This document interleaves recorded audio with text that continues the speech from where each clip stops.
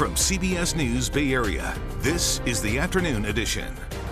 And right now in the Afternoon Edition, viral videos of thieves storming into stores and stealing. It's scenes like this that has local law officials cracking down ahead of Black Friday. Good afternoon, I'm Ryan Yamamoto.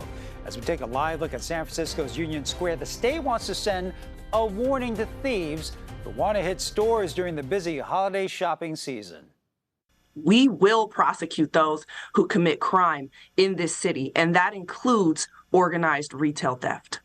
My office, too, is a part of a regional task force that works with law enforcement agencies and retailers from all across the Bay Area to combat these issues. At San Francisco DEA Brooke Jenkins there. California recently gave out more than $200 million in grants to help cities and counties fight organized retail theft. And as Kelsey Thorne shows us, the money is a lifeline for one South Bay community. Chris Sismondi's family has owned San Jose Camera and Video for generations. The store will actually be celebrating its 100th year in business in 2027. But Chris says these past few years have been tough, bringing challenges the store's never seen before. It's brazen, like armed robberies and people just running in with masks and guns, putting people on the ground and then grabbing merchandise and running out. Earlier this year, 5 suspects robbed the store at gunpoint, stealing $60,000 worth of merchandise and shooting one of the employees. Chris was there when it happened. It's an interesting feeling. I don't know really else how to explain that, just interesting.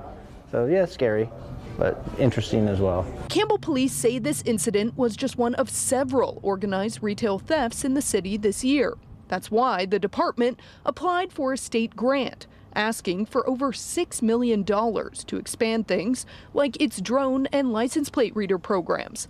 But when the grantees were announced, Campbell's police department was awarded just a little over $400,000. More funding was always beneficial to businesses and even the people that live here too.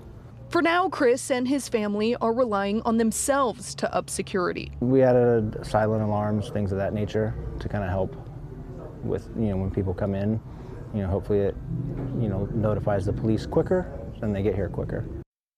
Okay, now to the holiday travel rush. Today is expected to be the busiest travel day before Thanksgiving, and airports say they are actually ready for those crowds. At SFO, for the first time, airline operations are returning to pre-pandemic levels. Sean Chitness is at SFO, where it's been busy with travelers making their way through the security line, all trying to catch their flights. We have been here all morning at SFO, and we are watching the line start to pick up here by TSA inside Terminal 3. You can see here that they are doing their best to keep the line moving, make sure that people don't have to wait too long and can get to their gate and on their flight in a decent amount of time. Now, this is an interesting trend we are seeing going into the holiday travel weekend. We are closer to what we remember before the pandemic. There are going to be 43 carriers here at SFO by the end of November. That's because of the return of some international carriers to San Francisco. Also, we are expecting 6.3 million passengers to go through the airport from Thanksgiving to New Year's Day. That is about 87% of what we saw in 2019. Talking to travelers, there was a mix of those who were prepared and got here early and some that were a little caught off guard. It's fine. It's fine. Yeah, so far, so good. I just had my luggage all laid out, my clothes laid out, had a taxi service come get me this morning, and I just went to the airport and just checked my bag in, and now I'm gonna go do the checkpoints. I was gonna meet a friend of mine in the city because I have a 6-hour layover, but now with security lineups being what they are, I know I should probably cancel that and just go straight to my gate. So the important reminders that you hear every year: try to be here 2 hours before for domestic travel, 3 hours before for international travel. And because the parking garages could fill up here at SFO, they are asking you to try and use public transportation or get a ride to the airport. At San Jose Mineta, the airport is also seeing a rise in passenger traffic. We talked to one woman who flew into San Jose from Milwaukee. She tells us it was a smooth day. My flight experiences were perfect. I was overjoyed. No mishaps whatsoever. Weather was okay. It was crowded, but people were nice. And at Oakland International, the airport expects more than 360,000 passengers to pass through during the holiday travel period. That is an increase from last year. And it's not just the airports. Experts say today will be the busiest day on the roads during the holiday. It doesn't look too bad right now, so maybe you should go home, get to where you're going right now. Here's a live look at the Bay Area bridges this afternoon. AAA says the worst time to hit the road is between 2 and 6 p.m., meaning you should leave now. And the best time to drive at this point would be Thanksgiving morning. AAA expects more than 49 million people will drive at a time when gas prices are actually dropping. That's good news. We spoke to a driver who was taking advantage of the low gas prices and filling up. It's good. I mean, it's a lot better than it has been, so it's a little bit of a relief during the holidays. Right now, the average price for gas in San Jose, $4.85 a gallon. In San Francisco, hovering around about $5 a gallon. In Oakland, drivers are paying $4.95 a gallon.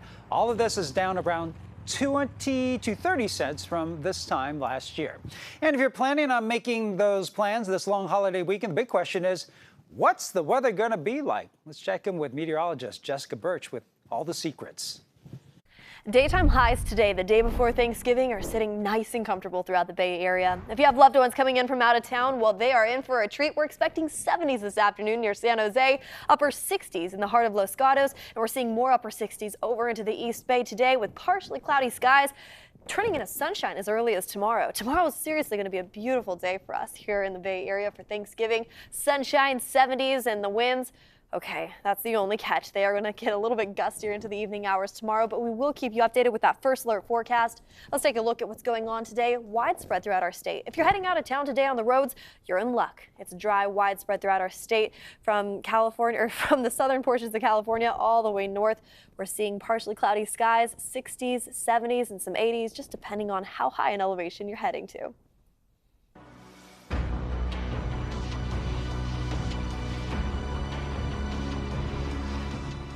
One Israeli official tells CBS News the temporary ceasefire between Israel and Hamas is expected to begin tomorrow.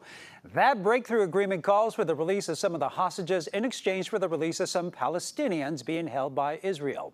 It also calls for a pause in the fighting in Gaza to allow in more humanitarian aid. Natalie Brand is following the very latest developments from the White House. Family members of Abigail Mori Dawn tell CBS News that they are cautiously hopeful that the 3-year-old Israeli American will be one of the first hostages released in the deal reached by Hamas and Israel. No child should be a hostage. No child should be in this situation. The little girl was taken during the Hamas terror attack 46 days ago that killed her parents. Her siblings hid and survived. They are 6 and 10. They understand. But the one thing they also are, the piece that they can only hope that will come to give some sort of an ability for a closure and to move on, that they'll get their is that Abigail comes back. Yeah. The agreement reached between Israel and Hamas calls for a 4-day ceasefire. In exchange, Hamas will release 50 women and children taken from Israel on October 7th. During intense negotiations, the U.S. talked to Israel's leaders and Qatar communicated with Hamas. At least 3 American hostages are expected to be released as part of this first phase. Additional hostages may also soon be freed. Israel says the release of every additional 10 hostages will result in 1 additional day in the pause. Also part of the deal, Israel will release some Palestinian women and children who are currently in Israeli detention centers. According to the Palestinian prisoners' rights group Adamir, there are around 200 Palestinian boys, 75 women, and 5 girls currently behind bars in Israel. And Israel and Hamas have made it clear that the ceasefire is not a step towards peace. Prime Minister Benjamin Netanyahu said Israel would resume the war after the pause until it dismantles Hamas's ability to fight and govern.